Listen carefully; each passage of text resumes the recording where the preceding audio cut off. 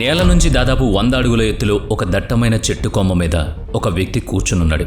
కింద అమెజాన్ అడవిలో క్రూర జంతువులు తిరుగుతున్నాయి. వాటి అరుపులు రాత్రంతా వినిపిస్తూనే ఉన్నాయి.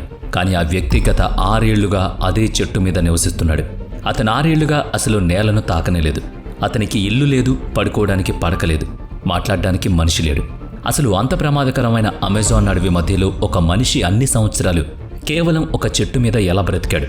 అతను అక్కడికి ఎందుకు వచ్చాడు? ఈ విషయాలన్నీ ఈ వీడియోలో చూడబోతున్నాం. ఈ కథ 1937 సెప్టెంబర్ 3న ప్రారంభమవుతుంది. ఇంగ్లాండ్లో నివసించే డానియల్ ఫోస్టర్ అనే యువకుడు అప్పుడే తన చదువు పూర్తి చేసుకున్నాడు. ఎన్నో ఏళ్లుగా అతని మనసులో అమెజాన్ అడవిని చూడాలనే కోరిక. ఇది కేవలం 4 రోజుల్లో పూర్తి చేయాలనుకున్న ఒక సాధారణ కల. డానియల్కు అడవుల గురించి చదవడం అంటే చాలా ఇష్టం. ముఖ్యంగా మనుషులు తక్కువగా ఉండే, ప్రకృతి ఎక్కువగా ఉండే ప్రదేశాలంటే అతనికి మక్కువ. ఆ సమయంలోనే అమెజాన్ పేరు అతని మెదడులో బలంగా ముద్రపడింది. అక్కడికి వెళ్ళి కొన్ని రోజులుండి తిరిగి వచ్చేయాలనేది అతను తరచుగా స్నేహితులతో చెప్పేవాడు. అతని దృష్టిలో ఇది చాలా చిన్న ప్రయాణం. గ్రాడ్యుయేషన్ పూర్తయ్యాక అతని దగ్గర తగినంత సమయం ఉంది. ఇప్పుడు వెళ్ళకపోతే మరెప్పుడు వెళ్ళలేనని అతను భావించాడు. ఈ విషయం గురించి తన 2 స్నేహితులతో మాట్లాడాడు. మార్క్ మరియు ఈథర్. ఈ ముగ్గురు ఒకరికొకరు పూర్తిగా నమ్ముతారు. వాళ్ళు ఒంటరిగా వెళ్ళకూడదని, అడవిలో మరీ లోపలికి వెళ్ళకూడదని నిర్ణయించుకున్నారు. కేవలం 4 రోజులు, పరిమితమైన సామాను, ఎటువంటి ప్రమాదం లేని ప్రయాణం అనేది వారి ప్రణాళిక. తమ ప్రయాణం అనుకున్న సమయం కంటే ఎక్కువ కాలం సాగుతుందని ఎవరూ ఊహించలేదు. డానియల్ తన కుటుంబానికి, స్నేహితులతో కలిసి ఒక చిన్న విహారయాత్రకు వెళుతున్నానని మాత్రమే చెప్పాడు. ఇది ఒక సాధారణ ప్రయాణమని అతను కూడా నమ్మాడు. కానీ తిరిగి రాలేని పరిస్థితుల్లోకి తన జీవితం వెళుతుందని ఊహించలేదు. ఇంగ్లాండ్ నుంచి అమెజాన్ అడవి దూరం దాదాపుగా 8,000 కిలోమీటర్ల కంటే ఎక్కువ. డానియల్ మొదటిసారి మ్యాప్లో ఆ దూరాన్ని చూసినప్పుడు తన ఇంటి నుంచి ఇంత దూరం వెళ్లడం ఇదే తొలిసారని అర్థమైంది. ఇంగ్లాండ్ నుంచి బయలుదేరి ముందుగా యూరోప్ దాటాలి. ఆ తర్వాత అట్లాంటిక్ మహాసముద్రాన్ని దాటి దక్షిణ అమెరికా లోపలికి వెళ్ళాలి. ప్రణాళిక ప్రకారం వాళ్ళు ఇంగ్లాండ్ నుంచి విమానంలో దక్షిణ అమెరికా చేరుకోవాలి. అక్కడి నుంచి ఒక్కో నగరం మారుతూ అడవి మొదలయ్యే ప్రాంతానికి చేరాలి. ఇంత దూరం వెళ్ళాక తిరిగి రావడం అంత సులభం కాదని మార్క్ ఆందోళన చెందాడు. కానీ ఈథర్ మాత్రం దీన్ని సమయం మరియు డబ్బుతో కూడిన విషయంగా మాత్రమే చూశాడు. కాగితం మీద 8,000 కిలోమీటర్లు పెద్దదిగా కనిపించినా డానియల్కు మాత్రం అది పెద్ద సమస్య అనిపించలేదు. ప్రపంచంలో చాలామంది వెళ్ళినప్పుడు తాను కూడా వెళ్ళగలనని నమ్మాడు. ఆ రోజుల్లో దూర ప్రయాణాలు ఇప్పుడున్నంత సులభం కాదు. నేరుగా వెళ్లే విమానాలు లేవు, తేలికపాటి బ్యాగులు లేవు, మొబైల్ ఫోన్లు లేదా GPS అస్సలే లేవు. డానియల్, మార్క్ మరియు ఈథర్లకు ఈ విషయం తెలుసు. అందుకే వాళ్ళు బయలుదేరడానికి ముందు కొన్ని వారాల పాటు కేవలం ఏర్పాట్ల కోసమే కేటాయించారు. సామాను ఎక్కువగా తీసుకువెళ్లకూడదని ముగ్గురు నిర్ణయించుకున్నారు. ఆ కాలంలో బరువైన బ్యాగ్లు ప్రయాణాన్ని మరింత కష్టంగా మార్చేవి. డానియల్ తన కాన్వర్స్ బ్యాగ్లో ముందుగా బట్టలు సర్దుకున్నాడు. షర్ట్స్, ఒక జాకెట్, బలమైన ప్యాంట్ మరియు వర్షం నుంచి రక్షణ కోసం ఒక పొడవైన కోట్ తీసుకున్నాడు. అక్కడ తేమ ఎక్కువగా ఉంటుందని మాత్రమే అతనికి తెలుసు. తినడానికి ఎండు రొట్టె ముక్కలు, కొన్ని బిస్కెట్లు, కొంచెం పంచదార పెట్టుకున్నాడు. ఆ కాలంలో ప్రయాణంలో ఇలాంటి ఆహారం సర్వసాధారణం. నీటి కోసం మళ్లీ నింపుకోగలిగే సీసా తీసుకున్నాడు. డానియల్ తన బ్యాగ్లో ఒక చిన్న డైరీని కూడా పెట్టుకున్నాడు. ఈ ప్రయాణం గురించి రాయాలనుకున్నాడు. అందుకే అతని దగ్గర ఒక చిన్న మ్యాప్, చిన్న కత్తి, అగ్గిపెట్టె మరియు బ్యాటరీ అవసరం లేకుండా చేతిలో ఛార్జ్ చేసే ఒక చిన్న టార్చ్ లైట్ ఉన్నాయి. వారి దగ్గర ఎటువంటి శాటిలైట్ మ్యాప్ కానీ, ఆపద సమయంలో సమాచారం ఇవ్వడానికి ఎమర్జెన్సీ బటన్ కానీ లేదు. కేవలం ఆ కాలంలో సాధారణ ప్రయాణికుల దగ్గర ఏవుంటాయో అవే ఉన్నాయి. వీరి ప్రయాణం ఇంగ్లాండ్ నుంచి మొదలైంది. ముందుగా ఓడలో అట్లాంటిక్ మహాసముద్రాన్ని దాటాల్సి వచ్చింది. దీనికే దాదాపు 2 వారాలు పట్టింది. దక్షిణ అమెరికా చేరుకున్న తర్వాత ప్రయాణం మరింత కష్టంగా మారింది. అక్కడి నుంచి రైలు, బస్సు మరియు చివరిగా చిన్న పడవ ద్వారా ప్రయాణించారు. ఇంగ్లాండ్ నుంచి అడవి మొదలయ్యి ఆ చివరి పట్టణానికి చేరుకోవడానికి వారికి దాదాపుగా 6 వారాలు పట్టింది. అక్కడ ఇక ముందు ఎటువంటి స్టేషన్స్ లేవు. కేవలం కొన్ని చెక్క ఇళ్ళు, ఒక చిన్న మార్కెట్ మరియు నది ఒడ్డున కట్టిన పాత పడవలు మాత్రమే ఉన్నాయి. అక్కడ ప్రజలు కొత్త వాళ్ళను చూడగానే గుర్తుపట్టేవాళ్ళు. వాళ్ళు సామాను కొంటున్నప్పుడు ఒక వృద్ధుడు మీరు ఎన్ని రోజులకు వెళుతున్నారో అని అడిగాడు. డానియల్ 4 రోజులని చెప్పాడు. ఆ వృద్ధుడు ఏమనలేదు. అదే రోజు సాయంత్రం మార్క్ ఒక స్థానిక పడవ నడిపే వ్యక్తితో మాట్లాడాడు. అడవిలోకి వెళ్లే ముందు ఖచ్చితంగా ఒక గైడ్ సహాయం తీసుకోవాలని అతను సలహా ఇచ్చాడు. అక్కడ దారులు మారుతూ ఉంటాయని, నదీ ప్రవాహం కూడా మారుతూ ఉంటుందని హెచ్చరించాడు. కానీ ఈథర్ ఈ మాటలను పెద్దగా పట్టించుకోలేదు.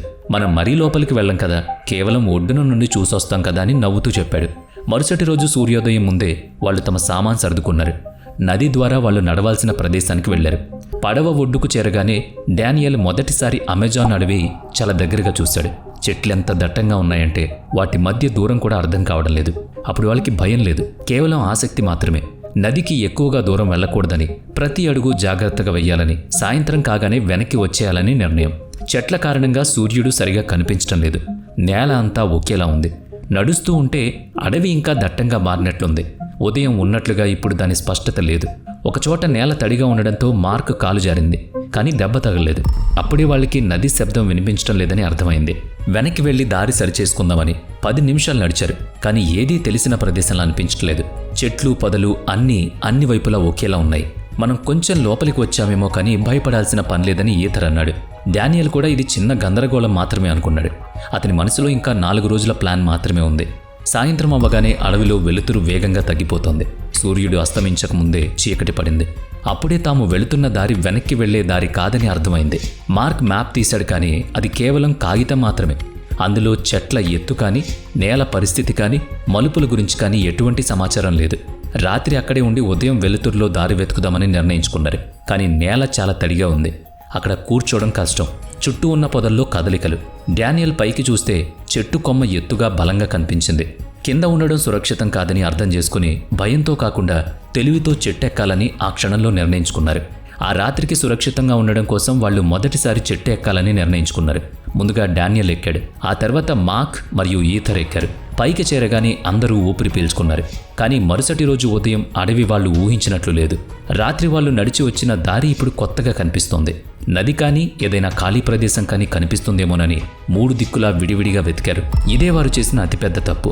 డానియల్ కొన్ని నిమిషాలు ముందుకు వెళ్లేసరికి చెట్ల మధ్య నుంచి మార్క్ గొంతు వినిపించింది. అది స్పష్టంగా లేదు, కానీ ఆ శబ్దం దూరంగా వెళుతున్నట్లు అర్థమైంది.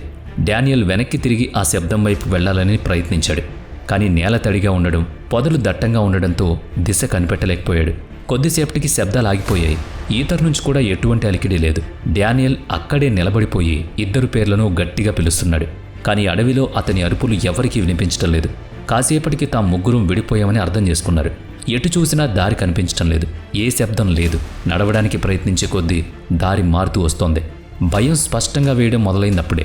మొదటి రోజు అతను చెట్టు మీదే కూర్చుని స్నేహితుల కోసం ఎదురుచూశాడు.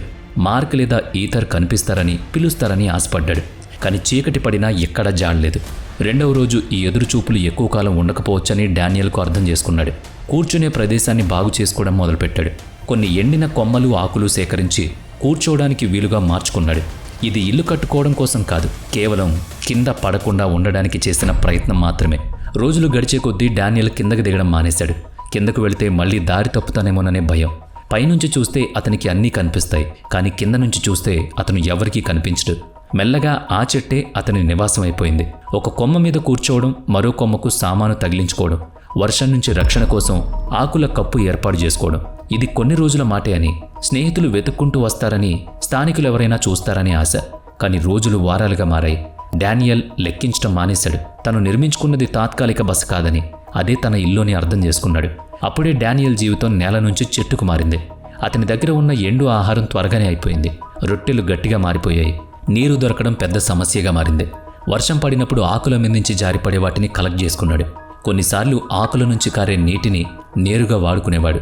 వర్షం లేనప్పుడు ఉదయం పడే మంచు బిందువుల నుంచి నీటిని సేకరించేవాడు. చెట్టు మీద ఉన్నప్పుడు శబ్దం చేయడం అంటే ప్రమాదాన్ని పిలవడమే, అది అతనికి తెలుసు. అందుకే అరవడం మానేశాడు. మొదట్లో మనుషులు కనిపిస్తారేమోనని అరిచేవాడు. కానీ వారాల తరబడి ఎవరూ కనిపించకపోవడంతో ఆ దారిలో ఎవరూ రారని అర్థం చేసుకున్నాడు. కొన్ని నెలలు గడిచాక ఎవ్వరూ అతన్ని వెతకడానికి రాలేదు. దీనికి కారణం కూడా అతనికి మెల్లగా అర్థమైంది. మార్క్ మరియు ఈథర్లతో కలిసి అతను వచ్చిన ప్రదేశం మనుషులు తిరిగేది కాదు. అక్కడ ఎటువంటి గ్రామం లేదు, నడవడానికి బాట లేదు, మ్యాప్లో కూడా దాని ఆచూకీ లేదు. ఎవరైనా తప్పిపోతే మనుషులు వెళ్లే ప్రాంతాల్లో వెతుకుతారు, కానీ ఎవ్వరూ రాని అక్కడికి రారు.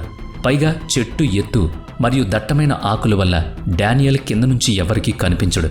చూసేవారికి అతను చెట్టులో ఒక భాగంగా కనిపిస్తాడంతే. రోజులు నెలలుగా మారిపోయింది. నెలలు సంవత్సరాలుగా మారడం మొదలైంది.